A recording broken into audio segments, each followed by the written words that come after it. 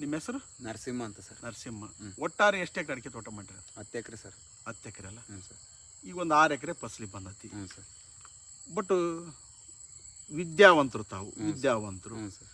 ಪ್ರತಿ ವರ್ಷನೂ ಕೂಡ ಪ್ರತಿಯೊಂದು ಗಿಡಕ್ಕೂ ಒಂದೊಂದು ಪುಟ್ಟಿ ಸಗಣಿ ಗೊಬ್ಬರ ಕೊಡ್ತಾ ಇದ್ದೀವಿ ಸರ್. ಕೊಟ್ಟರು ಭಾಳ ಚೆನ್ನಾಗಿ ಬರ್ತತಿ ಅಂತಕ್ಕಂಥದ್ದು ಕನ್ಫರ್ಮ್ ಎಲ್ಲರ ಉದ್ದೇಶನೂ ಕೂಡ. ಆದರೂ ಕೂಡ ಈ ವರ್ಷ ಇನ್ನು 4 ಎಕರೆನಲ್ಲಿ 80 ಕ್ವಿಂಟಲ್ ಒಟ್ಟಾರೆ ಇಳುವರಿ, ಎಕರೆಗೆ 20 ಕ್ವಿಂಟಲು ಅಂತ.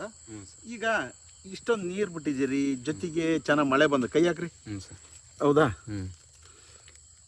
ಈ ಮಣ್ಣು ಪಾಚಿಗಟ್ಟೈತಲ್ಲ ಸರ್? ಹೌದಾ? ಮಣ್ಣಿ ಪಾಚಿಗಟ್ಟೈತಿ. ಈ ಹಸಿರಲ್ಲೇ ಗೊಬ್ಬರ ನೀವು ನಿರಂತರವಾಗಿ ಮಾಡ್ತಾ ಇಲ್ಲ ಒಂದು. ಜೊತೆಗೆ ಇಲ್ಲಿ ನೋಡಿ ಸರ್, ಕಳ್ಳನಾಶಕ ಹೊಡಿದ್ದೀರಿ. ಕೈ ಹಾಕ್ರಿ, ತೆಗೀರಿ, ಮಣ್ಣು ತೆಗೀರಿ, ತೆಗೀರಿ, ತೆಗೀರಿ, ತೆಗೀರಿ, ತೆಗೀರಿ.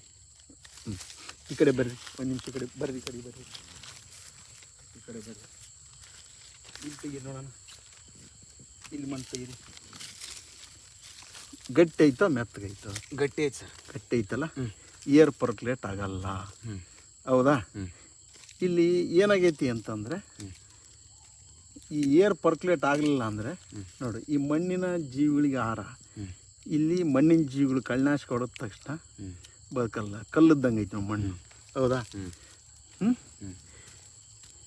ಸಾವಯವ ತ್ಯಾಜ್ಯಗಳ ಪ್ರಮಾಣ ಸಾಲದು ಅಂತ ಒಂದು.